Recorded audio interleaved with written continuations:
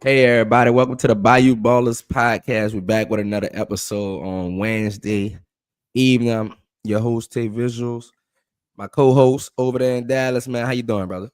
Man, I'm doing good, bro. Just trying to get through the days a little rainy, but Mhm. feeling good, bro. How about yourself? I'm doing well, man. Whenever it's NBA talk, you know I'm up for it. Last show was heavy NFL. So we going heavy NBA, y'all, as the playoffs approach. This is a live show. So we appreciate everybody who's gonna tune in. Drop questions if y'all hear topics y'all like. But we're gonna hop right into it, man. And with a game of the night, game of probably of the season last night. Timberwolves and Nuggets. The Wolves overcome Jokic 61 point triple double, 10 rebounds and 10 assists. So he just got to the triple double barely. hmm In a double overtime game. This is the third 60-point triple double. Luca had one last year, 2 years ago, and Harden had one in 2018. hmm Um, what did you think of this game? Kind of a quick summary of the fourth quarter. Double overtime. hmm Russ missed the layup. It was a lot of controversy. Should he pulled it back? And dribbled the Yes. clock out, and then he fouled Null on the game winning shot when he sunk the free throws and won it. What did you think of that play before we get into the game? The Russ, what you thought he should have did? Pulled it For back. me, I think he should have dribbled it out. Mm-hmm. But if you are gonna go up, you gotta go up stronger than whatever that was. Like I felt like Got to when he dunk went it. for the layup, he was like, "Damn, I should have pulled it back." And then he just smoked it. And then to make that mistake on the defensive, and I think that one is probably more Worse. it's worse than Yeah, he pulled poor clock gasoline on the management. fire. Yeah, I mean the offensive possession is poor clock management, but you can survive that. At that point, you got a chance to address it. Is that's the Mm-hmm. beauty about basketball, right? Like you can make a mistake and you have an opportunity to go back and change that and make it right. And he made it worse by What? fouling the guy at the 3-point line Uh, so it was just bad. I mean, it what? What I thought about it, because I was seeing the reaction, mm, because I saw Candace and Vince Carter was like, yeah, you got to dribble it out, and I saw Shaq was like, dunk that rush. But when I'm looking at the play, I'm my point on it is go get the layup. It's 2 points either way. mhm. Dribbling out with the guy, like I forgot who the guy was trailing who contested a little bit, but he was within he was so close to Russ. He only would have dribbled out another 2-3 seconds That's probably. true. But that So goes and too they long. only was up by one. Russ isn't a great free throw shooter anymore. Mhm, He used to be very solid, but as his shooting went down, his free throws kind of like went with it. I don't mhm, know how to explain that, but he isn't too well of a free throw shooter where he can go to the line and you like, oh, okay, both of those are automatic. So I was a fan of him. I was rooting for him to I'm a fan of going get the automatic two, but mhm. obviously it Yeah. wasn't automatic. So Right. you know, Russ about 4 5 years ago, that's an automatic throwdown and a scream to the crowd. But he in his latter years, so he lost a little bit of that athleticism. And Russ has always had like a little problem with like to say he's one of the most ferocious point guard Yeah. finishers. He always had problems like finishing like layups. I don't know what's the problem, but it just happens with Russ. Sometimes he loses the ball, it slips out his hands, and that one just got the best of him. But the foul was just inexplicable. That was bad because the Yeah. shot was off. He didn't alter the shot. He hit him after the ball was gone, so Yeah. he didn't change the shot anyway. So that would have been a kill. That would have been a kill. That was a killer for the Nuggets because now they only a half game up on the Lakers, and I think they a Mhm. game and a half up on the Warriors, who are really climbing. And the Yep. Warriors, Curry had a game himself. Jokic had a game.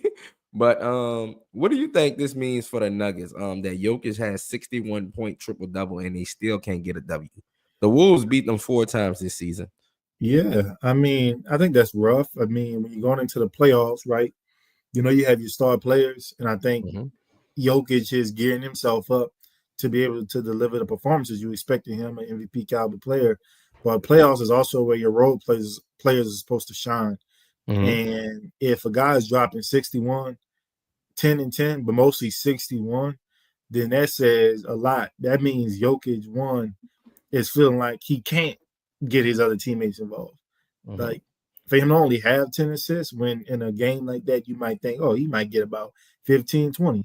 I think that kind of showed that his supporting cast didn't necessarily provide what they're supposed to be providing on a nightly basis. But Mhm. hopefully it's one of those games where you say, okay, y'all, like our big guy did what he had to do, but we didn't step up. And with a few games left in the playoffs, solidifying our spot and having to get our mind right, we got to make sure that we as close to doing what we got to do as possible.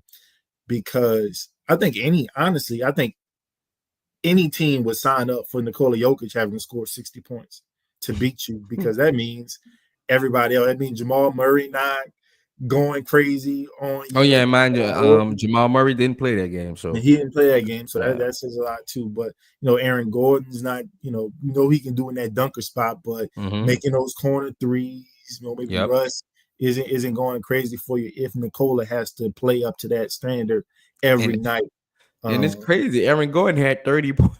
It was Like like a quiet 30 because and Jokic played 52 minutes out of the 58 minutes. So that's the thing that's a too. lot. They never really had a backup center behind Jokic, which Mm-hmm. I don't blame him.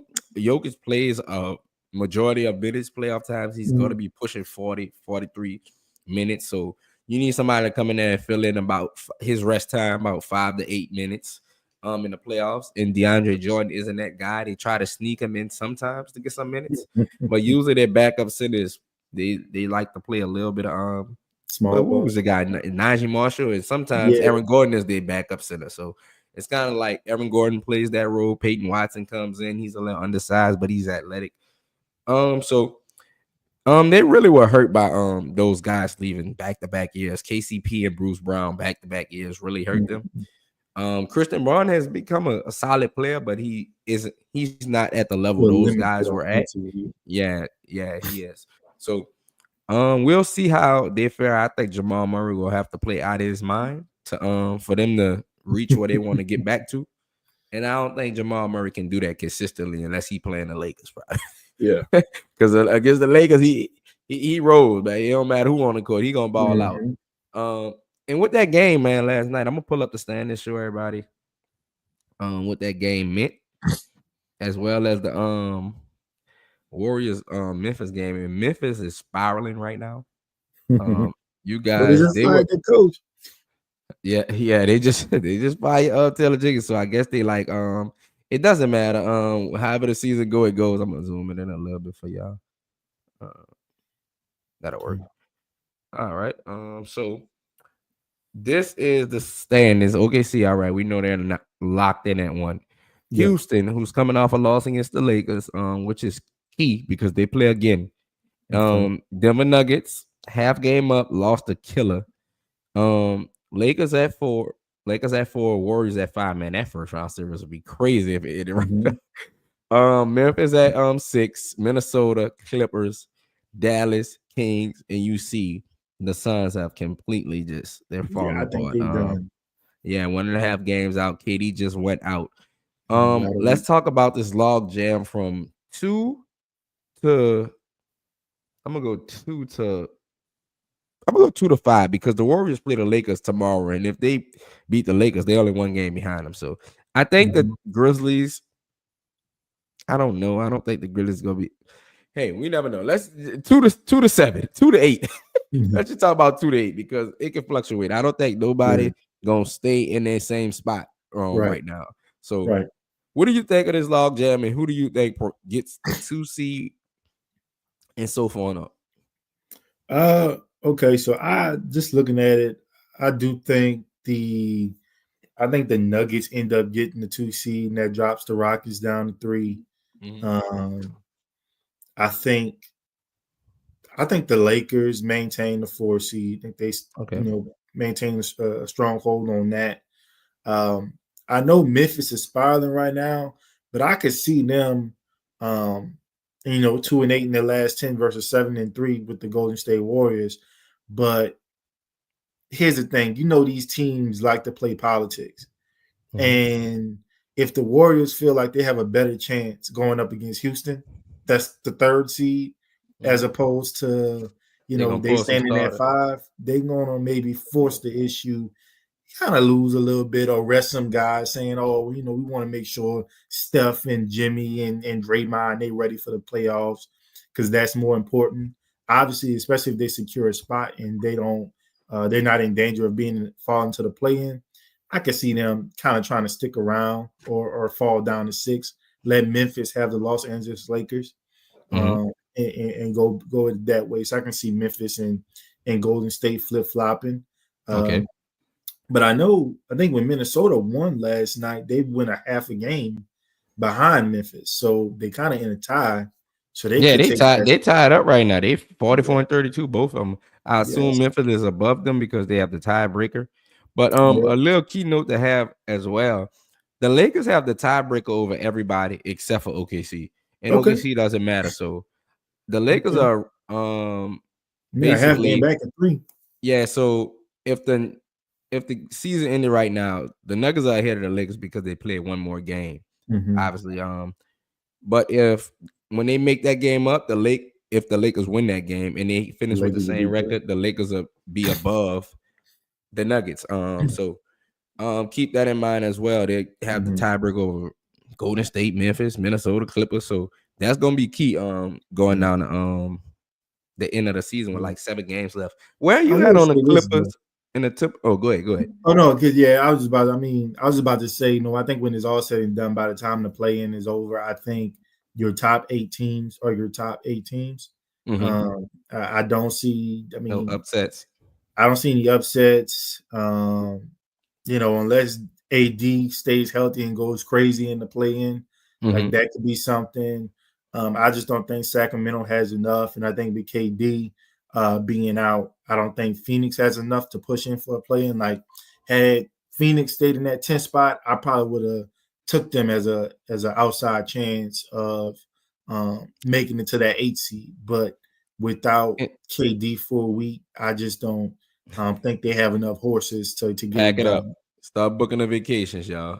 Royce O'Neal, start booking your vacation, brother. He Y'all going. know I'm He talking. no, I forgot who Royce O'Neal was because it's the guy who we made the Stallion. I think that's Torrey Craig we made the Stallion right now. Oh yeah, So, I saw Royce with your girl, from Everybody Hates Chris, I think. I Tasha. I'm okay. sorry, I don't know your real name right now, but that's it. I'm sorry, but that's why I said Royce O'Neal. Pack your bags. But I want to say this: you don't see no upset happening in the play-in with the Mavericks and Kings. Can you? Do you see the Clippers or the Timberwolves making a series against OKC or the Rockets? If it stays the 2 seed. Sorry, yo. If I this do. stays the standards, because If it's everybody is like the yeah. Rockets are vulnerable. Well, one, I do think the Rockets are vulnerable just because while they do have some veterans, they have a lot of youth and guys that haven't been there before. I think Minnesota, while he doesn't get a lot of credit, I think Rudy Gobert and what he can do at the rim is going to deter some folks from attacking the rim and making things a little bit easier for them. And the way they're hot right now, if Ant stays on this trajectory, like that, like Memphis, Houston doesn't have anybody that can stop that when Ant is on. So I can see them giving them a fight. Not saying they're going to win, but I can see that being a 6 or 7 game series. Mm-hmm. And I think the Clippers in Oklahoma City could be something. We know, what a healthy Kawhi looks like in the playoffs, and the way James Harden has been playing. Like he's turning back the hands of time too at that point guard position.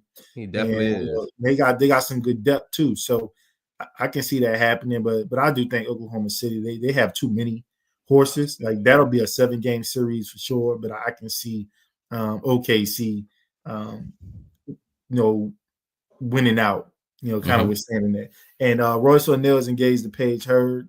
I mean, bro, like back up in the NBA, that gotta be one of the best jobs in the world. Like, like how the backup getting all the wholesome women, and you got your star players having to pay $1 million so for 18 years of child support off the bat, bro. Said, brother, when you're a superstar, you're in a commercial and stuff. Royce O'Neal got no commercials. He get to lay low, still make his bread, and get his pick of the litter. So we wish them healthy engagement and hopefully a successful marriage, man. Yeah. We love to see it. And go find you one, brother. Well, we for gonna starters, wrap up. Look, Jesus Christ. say, man. They had a story out there that they say he did, but Shorty pulled the oak. She poked the holes in there. She went grab that thing out the trash can. There was a rumor they said that, but Well, we digress. Flush. We digress. We talk NBA. Yeah. We gonna stick it to the court. Right. Let's move on to the Eastern Conference, brother. Less interesting. Most people are locked in their seasons in the Eastern Conference, as you see. Celtics are locked in too. Cleveland locked in 1 unless they just lose every game. New York Knicks locked in the 3. And with Cade Cunningham hurt, it looks like the only thing is up for grabs is the Pistons and Bucks. Yeah, 5 and 6. They're going to be battling. 7, 7-8, of course. So maybe Miami. They on a I think Miami on a win streak. Yeah, they're on a 5-game win streak. Man, that's really crazy. They was just like on a 9-game losing streak. Yeah, and it flipped so fast. Like, so they're on a 5-game win streak, and maybe they can catch the Hawks, and that's very key because that playing game, they get 2 playing games if they get the 8 seed. If they lose, so that's very important. The Hawks want to keep that. So do you think the 8 seed is looking at Cleveland like, hey, we might can take them? I think if you're the Heat, yeah. If you're the Heat, I don't think so. Yeah, I think if you're the Heat, you feel like, hey, I got some coaching guys. I have the best coach in the series. I can pull off an upset. But if you're the Hawks, you just like, you want to get some good experience for these young guys. We're gonna figure out the Trae Young situation in the off season, and let's try to get a game in front of our fans. I think that's what you're thinking about if you're the Atlanta Hawks. Right. I think if you're the Miami Heat, I think you're thinking about, okay, like we can play with these guys. We can probably pull off an upset. So I think that's the mindset of the different teams. I think if both of them are being honest with one another, I think.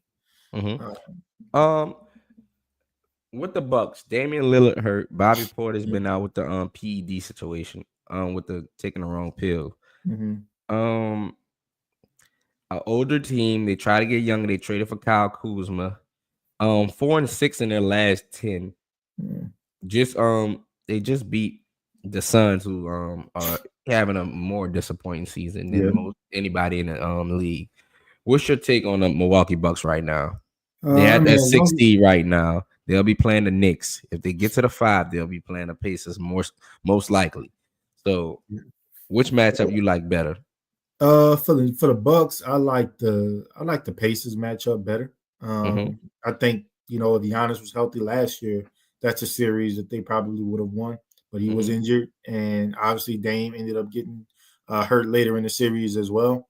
But I think had both of them been healthy, they would have won that series, and I think that's probably a series they end up pushing into with Cade being hurt in Detroit, and them not wanting to. I mean, look, there's a few games left. You'd rather have you guys healthy in the playoffs and figure out there, as opposed to trying to push everybody to solidify a certain spot where you're still not getting any type of home field advantage unless the Pacers just bottom out and you can maybe catch them. And with the 2 games out from the Pacers, so maybe something happens in the next 5 or 6 games, then sure. But I think Detroit is just happy that they got a spot. I think that they would be a good matchup with the Knicks. I think those 2 teams match up well. And then I think the Bucks and Pacers match up well. So that would be a good series. So I think they kind of do a flip-flop between 5 and 6. And I can see Miami doing a flip-flop between them and the Hawks and getting that 8 spot and then dropping the Hawks down to 9. So, okay. All right. Are Cleveland and the Celtics headed for a crash course? Is it what's the word I'm looking for? Is it inevitable? Inevitable, like Thanos. Is it inevitable that they meet in the conference finals? Or do you see somebody, maybe the Knicks, knocking them off? Injury happens or something? So So I could see the Knicks. I could see the Knicks doing something. You know, there was my Eastern Conference pick last year. But Got to me, injured. they still don't have it. To me, they still don't have enough offense. And so if you don't have the offense, I just don't think you can outmatch Boston. Boston already is a really good defensive team. And then when you take into account they already got two really good guys in Jason Tatum, Jaylen Brown, then freaking Al Horford can hit some shots for you. Derek White, Drew Holiday. Then you got Peyton Peyton Pritchard. Pritchard, and guys like that coming off the bench. That's like God, like Sam Hauser, you get specialist. like the stars rest, and then you get these guys that's making every three Yep. that you can Don't forget imagine. about So, that 7-3 guy. Don't forget right? about that 7-3. Look, it's crazy. Or I got this. Zinga, the unicorn. Yeah, I ain't even mean to have this. My daughter had this in here. But go ahead, brother. But but here's the thing. Like, let's say the matchup stayed the same. Well, I can see in Milwaukee upsetting New York Knicks. I can see in Milwaukee in the pressure that a Giannis puts on your defenders, the pressure that maybe a healthy Damian Lillard can put on your defenders. You probably would have Bobby Portis back at this point on what he can do off the bench. Kyle Kuzma, what he can do kind of in more of a reduced role and back to that. And obviously Doc Quivers, being the head coach. He's not my favorite, right? But I mean, him against Tom Thibodeau in the playoffs. Yeah, so I mean, I can see Milwaukee upsetting them the same way I can see Milwaukee if they end up being the 5 seed, beating the Pacers and then beating the Cavaliers, just based on matchups. So, do you think Milwaukee could beat the Cavs? Yeah, I think so. I would say of these teams, in terms of who's on like upset watch or who is the team that could upset a lot of the favorites. I think Milwaukee is probably the team that you're looking at. Like, I don't necessarily have the faith in any of these other teams to knock off a Boston or Cleveland should they match with them in the second round, or even when you look at teams like Orlando, Atlanta, Miami, Chicago. Like, Miami might be the only one that I feel like, hey, like they can probably give a team a run for their money. And if it's going to be a team, it's going to be Cleveland. Like, I think if they play Boston 4-1, but I think you can probably push a Cleveland to a game 6 or game 7. Okay. One thing I believe is I think Milwaukee is more name than game right now because of Giannis. Basically because of Giannis. They've been mediocre to underwhelming. They sitting there at 41 wins in a weak conference. Definitely a disappointing year. That's their second year together. So I expect a move from them when they I'm predicting an early exit. I wouldn't be surprised if they go down in the first round. If they face the Pacers.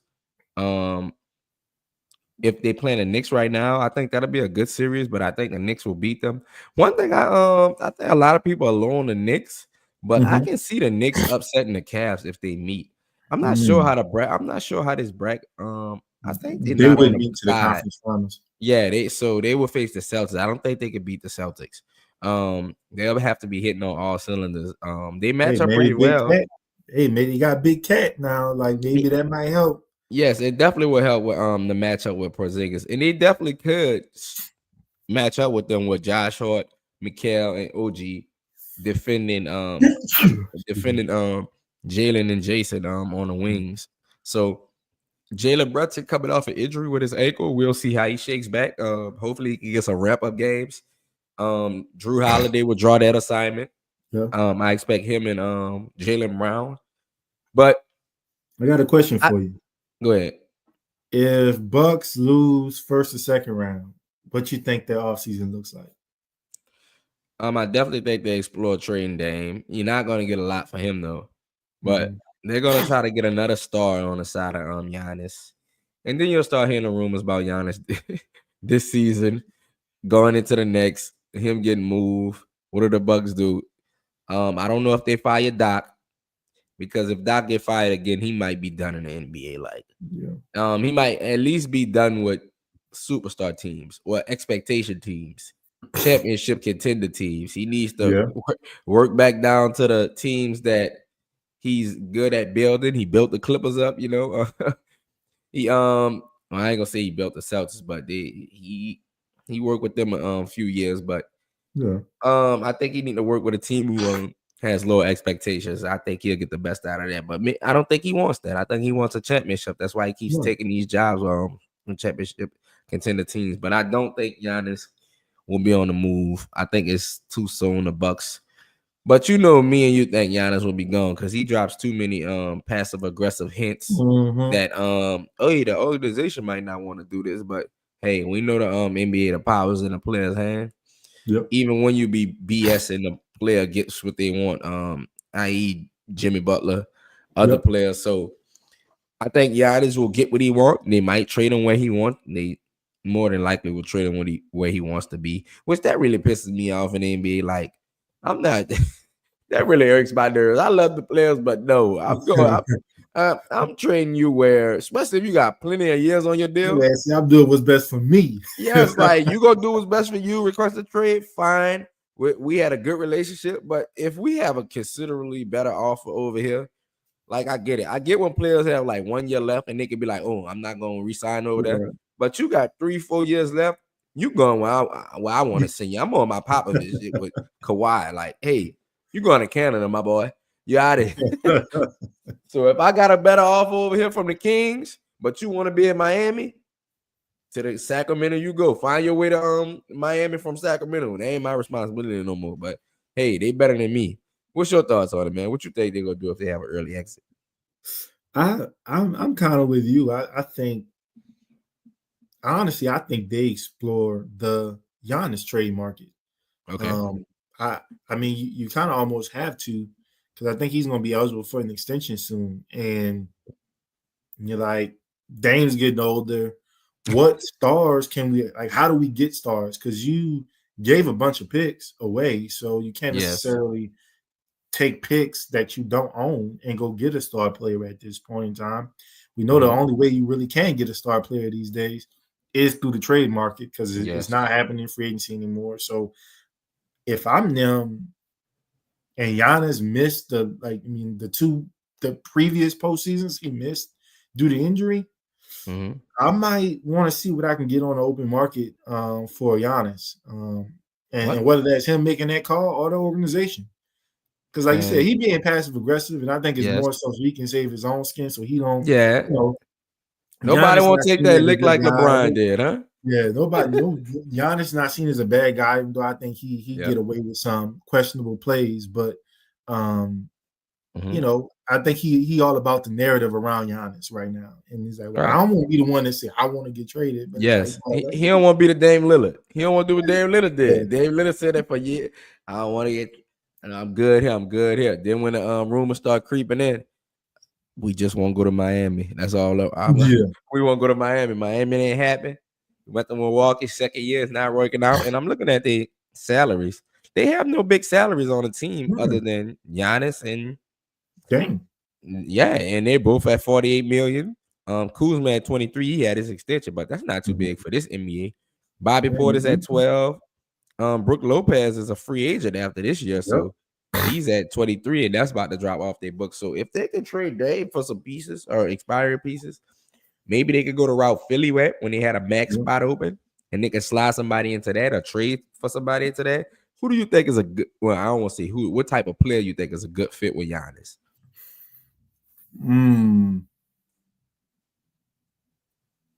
I think from a point guard standpoint, I think a Trae Young would be good with Giannis. But they need a wing. And like a Chris Middleton?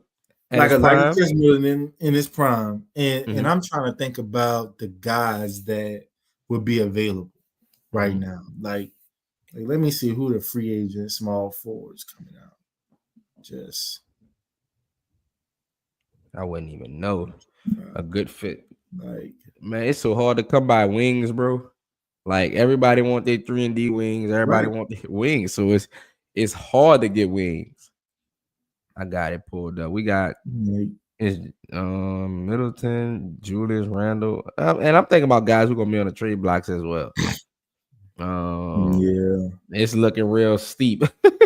It's looking real steep. Like, bro, I was seeing names like Cam Reddish on the market, bro. Like, with this free agent class, Brian, Van Fleet, Kyrie, James Harden, Middleton, Randall, John Collins, like Joe Bruce Ingles, Brown, Kelly um, Oubre.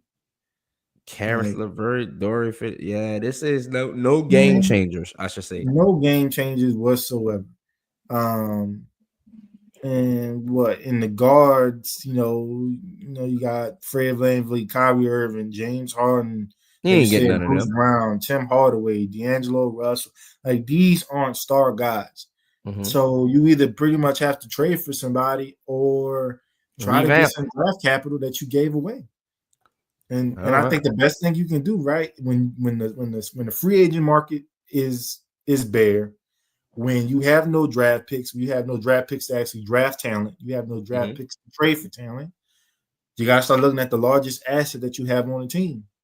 Mm-hmm. And if y'all not close to winning the championship, which the past 3 years seemingly they haven't been, maybe we got to have that conversation. I'd go to Giannis and say, look, bro, we know things ain't peachy cream. We wanna be better, right? Mm-hmm. And I know so, you want to so win a if there are ways, championship. right? So if there are ways, like if there are players you would like us to go and try to get, we gonna go, hell or high water to do it. But look, if we can't do that, and it's a possibility we can't, and teams call, who are some teams? Give us 5 teams that if they called for your services, that you'd be willing to go to. And then now we working. It's like we don't want to trade you. We know you don't want to be traded. Oh, we know As how you this say, going. We know where but he going. where you think he going? It's gonna line up real right when LeBron retire. Luka and Oh, Giannis. he's not going to LA. He said he already got a gift, huh? Man, even that, I would say if he left, I would, Miami. in my opinion, it would probably be Golden State. I think he'd go to Golden State. I think Miami. Golden State. Yep. I think Golden State missed a shot on him when they got Jimmy. I don't think so. Like they can figure it out. They still Jimmy got a 2-year extension. I don't know trading next year, but this post Curry. Are you saying this end of the year Curry? This like Luka, LeBron, Giannis and Curry version. Yeah, like anything is possible. Curry 40. Like, anything is possible in this league. Like, I mean, San Antonio might be calling. Like they already talking about San Antonio's gonna be calling for KD services. That'll be a perfect fit. KD.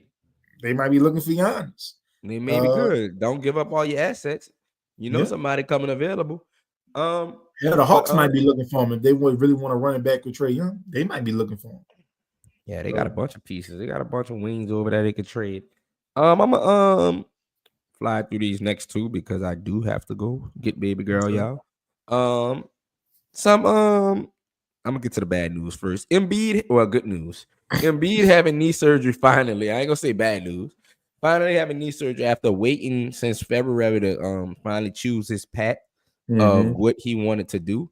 I think they just wasted time with this. They could have just got it out the way. I haven't seen a recovery time on this, but what's your thoughts? Well, good. He's getting the surgery. I hope it works out well.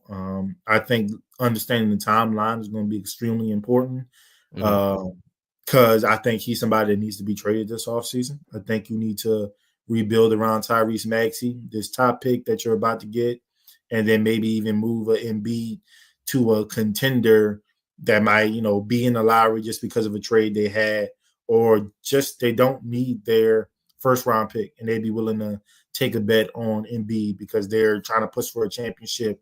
They don't need him to be the top 1 or 2 option. They just need a guy that they know that, hey, if we got to go to you, we can go to you, but we just want you more so in the role and being there when we need you come postseason. I think much like Giannis, Philly has to really look at this as an opportunity to move off of Joel Embiid. But until teams know what his recovery looks like, they're not going to be willing to make that bet. So that recovery and salary is huge to get to in a trade. And I just don't know a team that who would just give up anything for him. They probably give up something because he's the talent that he is, but any multiple assets, I don't know. Let's get some good news, man. Our boy Melo, first ballot Hall of Famer, man, got inducted. 3 to the head, hoodie Melo. Give me the damn ball, Melo. Fuck out of here, Melo, all that. When he getting rebounds. Well deserved. Any thoughts on Melo getting first ballot, my guy? Oh man, I love it, man. One of the numbers I wore growing up playing basketball was 15 because I rocked with Okay. Melo coming out of Syracuse, man. So, I mean, he deserves it. I know people be trying to put NFL criteria on the NBA, but dude's a champion in college, um, a multiple time gold medalist in the Olympics from an international standpoint, was our leading scorer in Olympic play until KD took over this past Olympics. And he's been the franchise guy of two franchises and took them to some really good heights, especially Denver. We remember that Western Conference Final Series against the Lakers, man, and being within reach of a championship and getting to the NBA Finals, and they just weren't able to cash in on that. So, I mean, Melo is one of the best scorers to ever grace our game. He is accomplished in his own right, and definitely a Hall of Famer in my eyes. So it's good to see him, especially the way his career ended, kind of being a guy with no role, and they almost trying to push him out the league, but he prevailed, went out on his terms in They a way, definitely and pushed so him it's out the good to see league. him be rewarded. Yeah, they definitely did him wrong with the Rockets, man. But he shook back, had some good years, had a couple good years with Portland, had a good year with the Lakers to finish it off. Mm-hmm. So I'm glad he got back in the lead and still showed people he could ball because he basically became like a stretch four, knock down threes. And we know Melo is a pure shooter, pure scorer. One of the smoothest Mm-hmm. players I ever seen, man. I love Melo game. But that was well deserved, like we said, man. Hall of Fame first ballot. Not too many people gonna get in that first ballot. And reminder, y'all, this is the basketball Hall of Fame. So college, Olympics, that stuff counts. It's not just the NBA Hall of Fame. Right. It's not like the NFL. I don't think they take into consideration college and stuff like They that. don't. So yeah, the NBA takes that championship he won in college that goes into factors all into this. So Trey, I know we're supposed to get into the awards, but I do have to go. We can make that Yeah, like we a good. primary show. Our NBA awards, y'all, our MVP, because I do have to say something about the MVP, but we gonna get to that on the next time. But any last words for the people, brother? Nah, man. It's our favorite time of the year. NBA playoffs about to start. So, if your team in it, be happy because mine haven't been in a long time. But I think if you're a fan of basketball, man, the NBA playoffs is where essentially the guys begin to take it seriously, and all the Yes. complaints you have throughout the season of where the game is and all that type of stuff, all that goes out the window because we're playing real basketball come this time of year. So I'm excited. Me too. No matter where you click the channel, man, look like you see a close game every day in the playoffs. So, and don't worry, man. Y'all was getting close to the playoffs, man. Unfortunate injury, but I think y'all should be there next year, or at least the player next year. My hometown team, the Pelicans didn't make it. I would love to go to some more playoff games, but we just not there at the moment. I would love to experience that, but my guy made it, man, Brian. So hopefully he can get his fifth ring. More news for y'all, more commentary for y'all, man. Thank y'all for tuning in. Bayou Ballers Pod. We out.